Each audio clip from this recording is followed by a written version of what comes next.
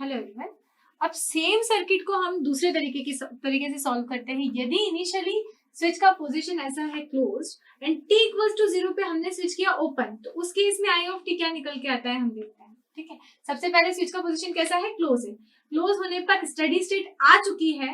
आई of ये inductor जो है शॉर्ट सर्किट जैसा काम कर रहा है। आई इंफिनिटी हम फाइंड आउट कर सकते हैं।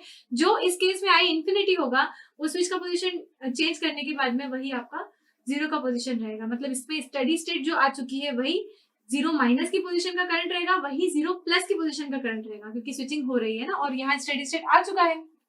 इसीलिए हम क्या बोलेंगे, आई ऑफ 0 माइनस क्या था, स्विचिंग के पहले जब ये क्लोज था तब हमारा सर्किट सिर्फ इतना था। इसका मतलब उस समय पे वोल्टेज क्या था, 10 वोल्ट था, और ये शॉर्ट सर्किट जैसा काम कर रहा था। तो 10/20 which is equal to 1/2 amperes आपका करंट था। जो 0 माइनस पे करंट था वही 0 प्लस पे भी होगा, इसलिए क्या होगा, I of 0 plus will be equal to I of 0 minus which is equal to half amperes.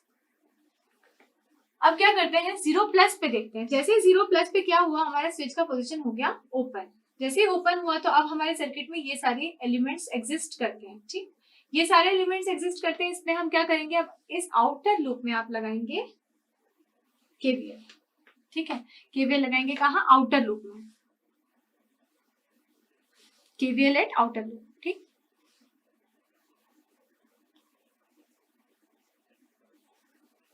तो क्या हो जाएगा आपका, ये आपका कितना है 30 माइनस 50 इंटू आई, ये आपका क्या हो जाएगा minus half D I by D T is equal to 0। यहां हम क्या बोल सकते हैं, half D I by D T plus 50 I is equal to 30। पूरी इक्वेशन में 2 का मल्टीप्लाई कर देती हूँ, क्या मिलेगा, D I by D T plus 100 I is equal to 60। ठीक, अब इसका ये क्या हो गई, हमारी नॉन होमोजेनियस इक्वेशन हो गई, डिफरेंशियल इक्वेशन। इसका सॉल्यूशन क्या होगा, I of T will be equal to A E to the power minus 100t plus particular integral. ठीक, पर्टिकुलर इंटीग्रल क्या होगा, it will be equal to 60 divided by d plus 100, ठीक, which will be equal to e to the power minus 100t integration 60 into e to the power 100t dt, which will be equal to 6/10। pi आपका क्या आता है, 6/10।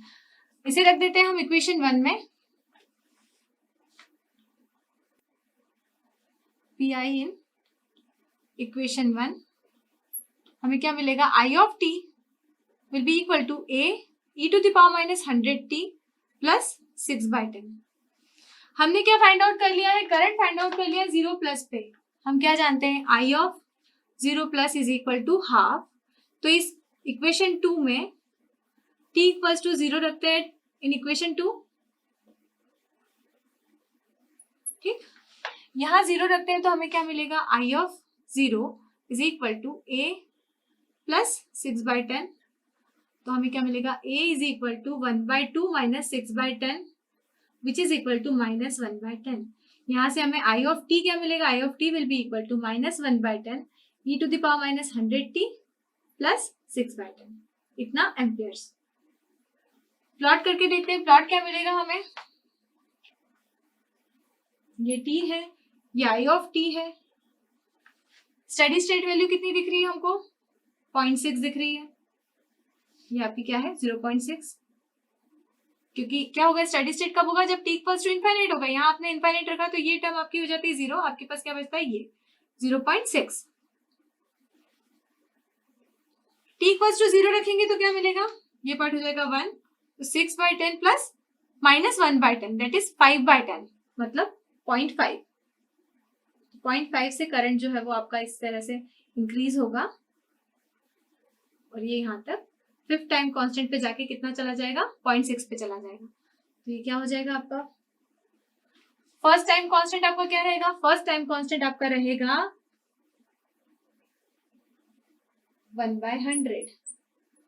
इसी तरह से 1/50 and 1/50, और इस तरह से बढ़ाते बढ़ाते आपका टाइम कांस्टेंट आगे जाता है, और आगे जाके क्या हो जाता है, 5th टाइम कांस्टेंट पे जाके इसका वैल्यू जो हो जाएगा वो आई ऑफ टी फाइनल हो जाएगा टी इक्वल्स टू इन्फिनिटी के लिए कितना, जो कि 6/10 0.6 एम्पियर्स आता है। ठीक है, जस्ट अपोजिट हमने अप्रोच ली। वहां हमें पहले केस में क्या कहा गया था कि स्विच जो है आपका ओपन केस में है और आपने टी इक्वल्स टू 0 पे स्विच क्लोज किया एंड सब कुछ फाइंड आउट किया, तब हमने करंट फाइंड आउट करके उसे ड्रॉ करके देखा था। अब इस केस में हमें क्या कहा है कि इनिशियली स्विच क्लोज है, स्टडी स्टेट आ चुकी है, इंडक्टर एनर्जाइज्ड है, टी इक्वल्स टू 0 पे आपने स्विच को ओपन किया। जैसे स्विच को ओपन किया तब हमको टी ग्रेटर देन 0 के लिए आई ऑफ टी फाइंड आउट करना था। हम क्या करते हैं, स्विचिंग के पहले इंडक्टर से कितना करंट फ्लो हो रहा था वो हम फाइंड आउट करते हैं। वो क्या होता है, 0 माइनस का करंट। वो जो होगा करंट, सेम करंट आपका 0 प्लस पे भी फ्लो होगा, इसलिए आपने वो फाइंड आउट कर लिया। देन आपने जैसे ही स्विच आपने ओपन किया, आपका पूरा सर्किट अब क्या है, एग्जिस्टेंस में आ जाता है। इसलिए आप क्या करेंगे, पूरे सर्किट के लिए केवीएल लगाएंगे। पूरे सर्किट के लिए जब आप केवीएल अप्लाई करते हैं तो ये आपकी इक्वेशन बनती है, जो कि नॉन होमोजेनियस डिफरेंशियल इक्वेशन रहती है। उसका सॉल्यूशन आप निकालते हैं, वो ये होता है।